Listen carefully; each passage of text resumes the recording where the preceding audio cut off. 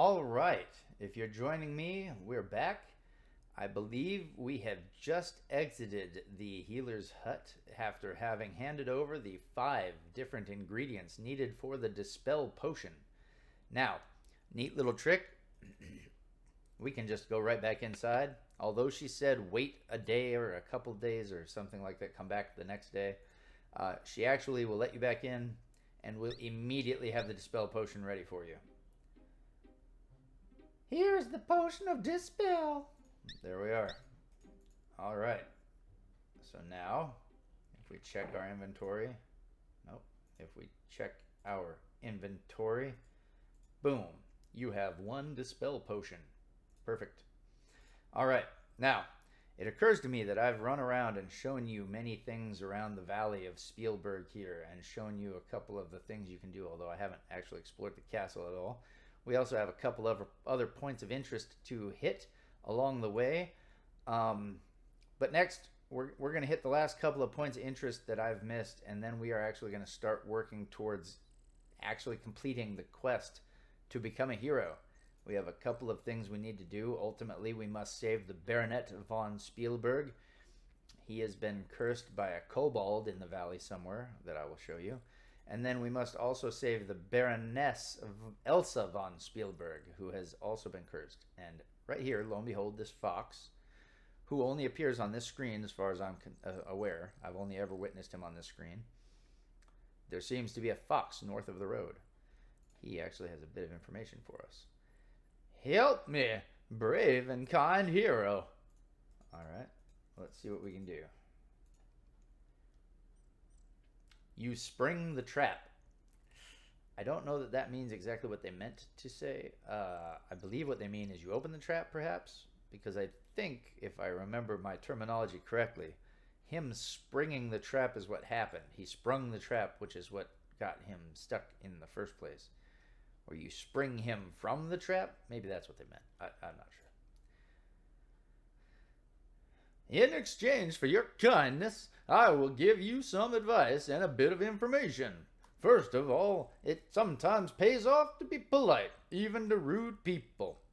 As for the amusing tidbit, Baba Yaga put an enchantment on the Baron's daughter some years back. To break the spell, you need to talk to the Dryad. Au revoir, ta-ta, for now, be seeing you. That's how foxes talk, if anyone was curious. It's official. I've just made it official as such. That's the way foxes sound. I don't care what that band says about what fox says. It says what I say it says. Boom. All right, moving on. We're going to move up north 1 screen, and we're going to next take care of another situation that I actually started on back in episode 1, if you remember that far back. Yes, I know, that far back. But in episode 1, if you remember correctly, I purchased a number of apples. Well, I will now show you why I purchased those apples. Far from the Frostfield fares forth this fighter. Hunger has hurled me hither from home. My name, it is known in the Northlands, is Braugi. Barter with blades clash, or bargain with me. All right. The bargain he speaks of. Find me some fruit, for to mellow my mead horn. Gift I will give of a gem that now glows. Jewel from Jotunheim, flare of the frost flame. Fetch to me fruit that will fill up my fists. It looks like it will take a lot of fruit to fill up those fists. It will actually indeed take 50 apples. You have 50 small apples. See, thinking ahead. Fruit you have found to fill all my food stores. Thus filled the bargain, my gem you have bought. Braugi has bartered, and all has been answered. The mead it may mellow, and now I head home. Braugi strides off through the cave on his way back to his northern home. All right. We now have 1 glowing gem. That will be necessary to access the hut of Baba Yaga, as mentioned by the fox. To get to her hut, you must be able to utilize that gem, and I will show you how when we get there. All right, next up, in our tour of the last few bits of the valley we haven't seen yet. Oh, if I could hold on to this running animation icon, we're gonna. Okay, yes, there we go. We're now going to visit the one, the only. I know you've been waiting for it this whole time. Erasmus. Erasmus is a wizard. He is sort of a culmination of Merlin and various other wizards from folklore, I suppose. Off the top of my head, I'm not going to come up with them. A sign appears. It reads, "Welcome in auf Zauberberg." All right. Another sign appears. It reads, "Trespassers will be towed." You gotta love a good pun. All right, let me lower the volume slightly. I don't know how that sounds on your end, but on my end, it's rather loud. And we're gonna head up the mountain. It's a rather steep climb. It looks a bit like a purple mannequin. Okay, actually, now that they've said that, I kind of see it. Ah, that's weird. All right, you feel as though you have just scaled the Matterhorn in full armor. What a climb! You can see all of Spielberg Valley from here. After you finally catch your breath, you see that you have reached the rather eccentric-looking house that you saw from below. There is an ugly gargoyle above the entrance. "Stand fast!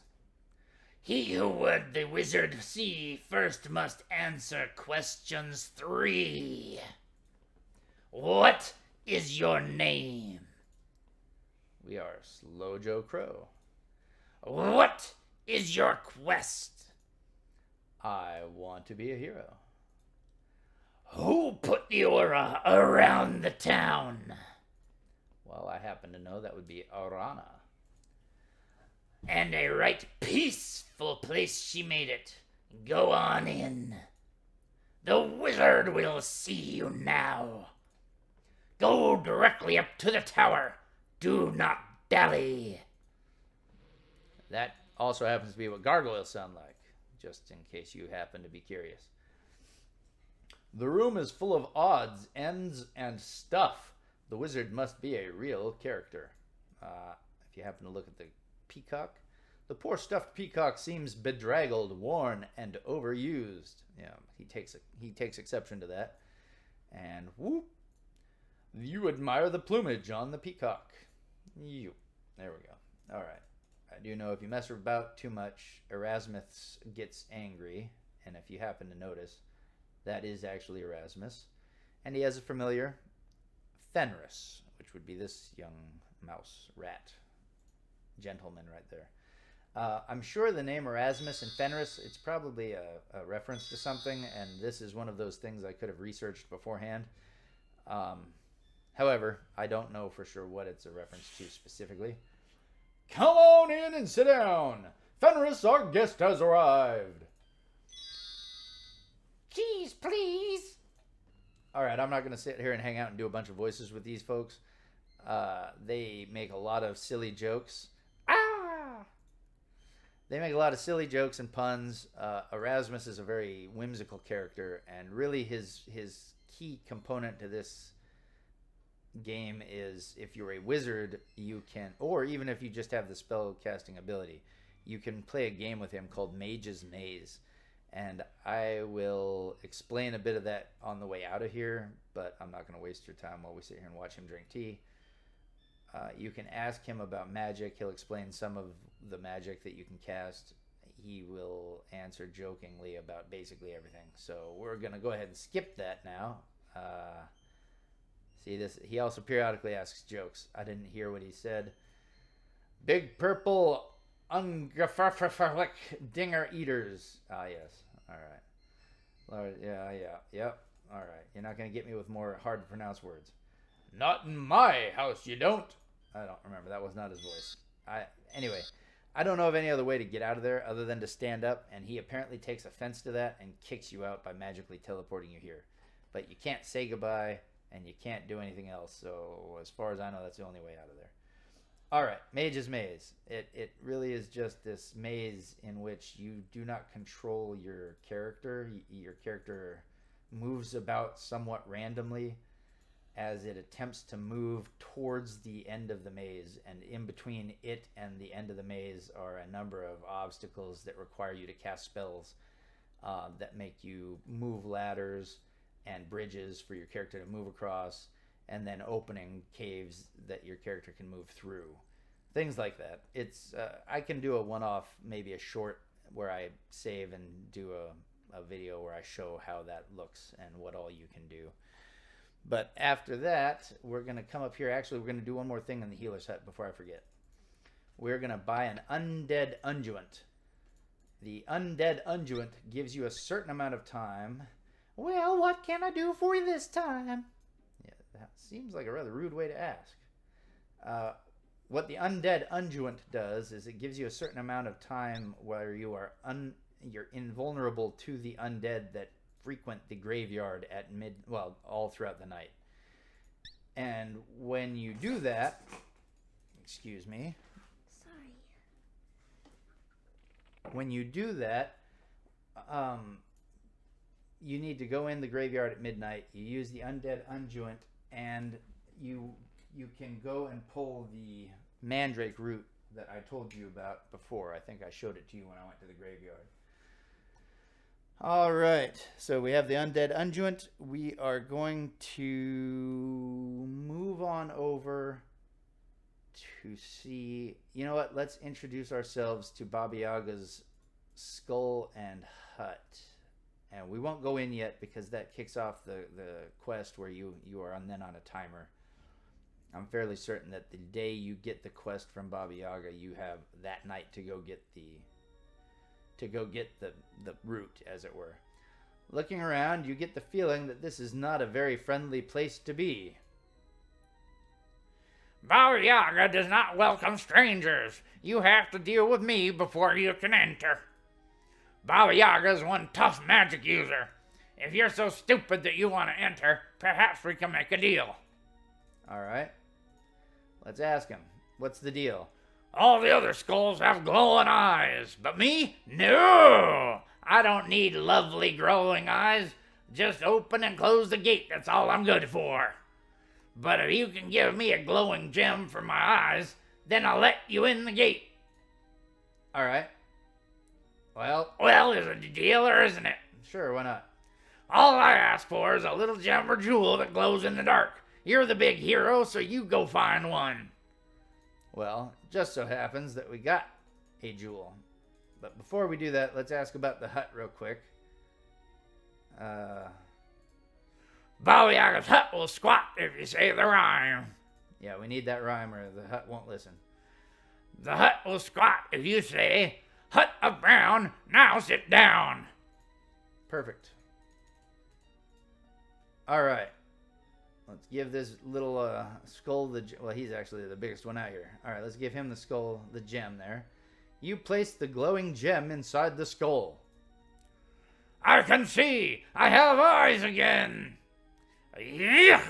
Is that what you look like? Oh well, have fun visiting Baba Yaga, and good luck. You'll need it. I hope you can remember the rhyme. I actually can remember the rhyme. If we then click the mouth on the hut, he comes down, and then you click on there. You hear a voice in your head asking, "What is the rhyme?" Hut of Brown. You tell the hut, "Hut of Brown, now sit down." And just like that. All right, let's see. What time is it? It's midday on day 7. Let's see what we've got as far as our skills go. Intelligence is almost 40. Hot dog. Vitality is getting up there.